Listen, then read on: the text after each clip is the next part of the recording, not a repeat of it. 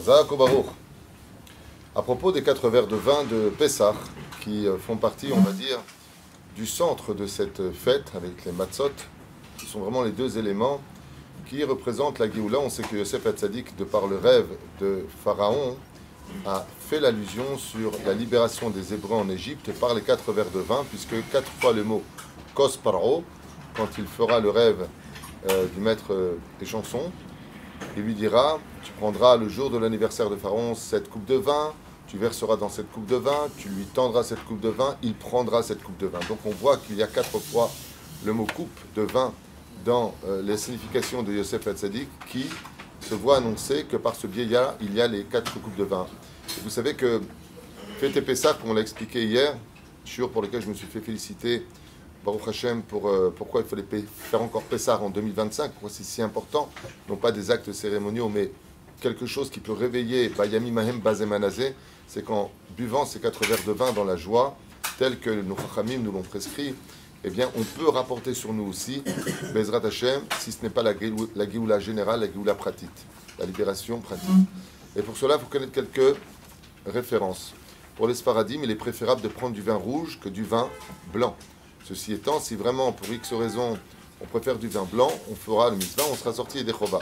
Seulement, selon la Kabbale, il est impératif de prendre du vin rouge et non pas du vin blanc. Celui qui est mitigé pourra prendre du rosé. Pour les enfants et les femmes qui n'ont pas envie d'avoir la tête qui tourne, ils peuvent tout à fait prendre du jus de raisin dont la bénédiction sera borépérée à Geffen, même si ce n'est pas vraiment la même chose, parce qu'il y a marqué Yain Mesamer Levavenosh, le vin donne de la joie au cœur, pas le jus de raisin.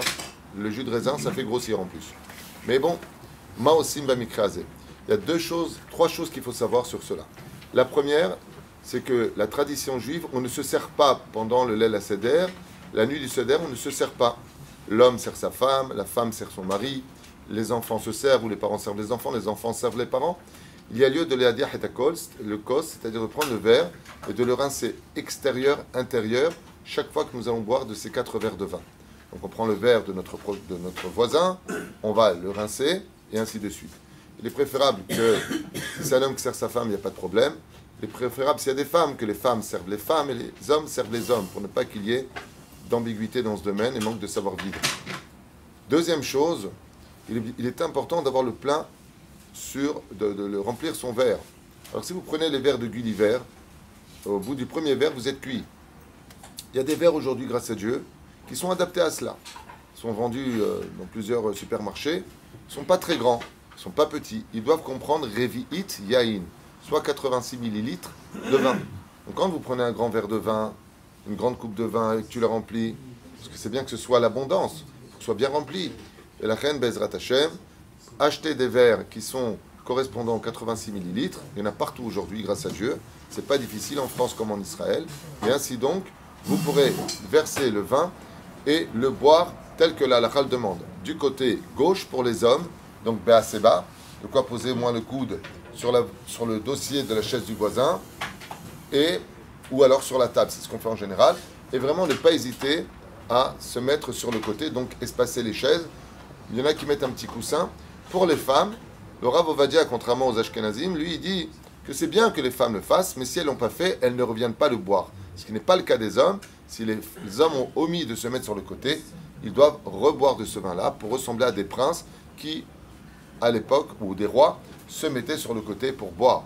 Bene Chorin, car il faut non pas parler de façon historique de la Haggadah de Pessah, mais vivre comme si que toi-même, ce soir-là, tu sortais de Pessah. Et il faut savoir que nos aïeux, et ce depuis le début des temps, buvaient le vin de cette façon-là, Be'ezrat Hashem. Donc voilà, ce sont des choses à retenir. Pour les gouttes de vin, il y en a qui m'ont posé la question, oui, on peut mettre 3 gouttes de vin pour atténuer les dynimes. Il y a une yann comme cela. Qu'est-ce que j'ai dit? Du vin. Non, bah oui, si il y a du vin, tu mets 3 gouttes de vin, tu as juste rempli ton verre. C'est de l'eau, mais ils avaient compris, Bezrat Hashem, qui correspondent à une bénédiction. Ces 3 gouttes d'eau correspondent à un verset, Malé Yadenu Mibir Chotecha, remplis nos mains de bénédiction. C'est les initiales de Malé, même. Yadenu Yud Mibir Chotecha, même. Meosher Matenot Yadecha, de ce bonheur que nous avons, Bezrat Hashem, de se remplir de tes cadeaux, c'est les initiales de Maïm Maïm. Yesh Bezer Besodot Badabarazé. Encore une fois de plus, je sais que j'insiste pathétiquement et lourdement Si tu bois les verres de vin, tu manges les matzot, tu fais ton repas et patati patata, tu fais une tronche de Tisha B'Av, tu n'as rien fait. Ken? Est-ce qu'il faut absolument rincer le kos ou on peut changer? Même si tu le changes, il faut le rincer. C'est-à-dire même si tu vas changer de vin, il y en a qui mettent 4 verres. J'ai vu à table, l'homme est chané. Malgré tout, il y a une yann de le rincer intérieur-extérieur. Maintenant, celui qui ne l'a pas fait, il n'y a rien de grave. Il ne va pas vider son verre et oh là là, je n'ai pas. Shum davarkara. Tov la sot. Ken? Est-ce qu'il y a une inclinaison réelle de 25, 30, 40 degrés? Je ne sais pas. C'est toujours ma préoccupation. Parce que quand je fais ça, est-ce que c'est suffisant? C'est pas suffisant? En Tunisie, il s'allongeait carrément. Ouais, mais là, c'est compliqué. Là, c'est compliqué.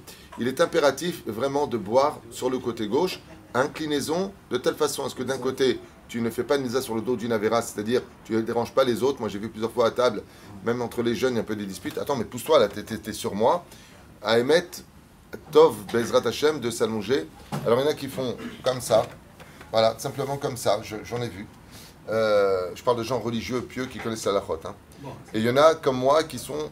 Bon, alors moi, ce que je conseille, tu veux savoir ma façon à moi, telle que je l'ai étudiée avec mon rave. Tu vois ici l'avant-bras, je le pose sur la table. À partir du moment où il est sur la table, tu es obligé d'être en inclinaison. Bah voilà, exactement, tel que tu es, c'est d'abord nifla. Pourquoi? Parce que tu regarderas que quand on est fatigué et qu'on a envie de se laisser aller, on ne fait pas comme ça. On fait exactement ce que tu viens de faire. Tu vois là tel que tu es? Moi, c'est ma façon à moi de faire les choses. Que le coude, ça va pas. C'est-à-dire, quand ma femme est à côté, je dis pousse-toi, noir, regarde.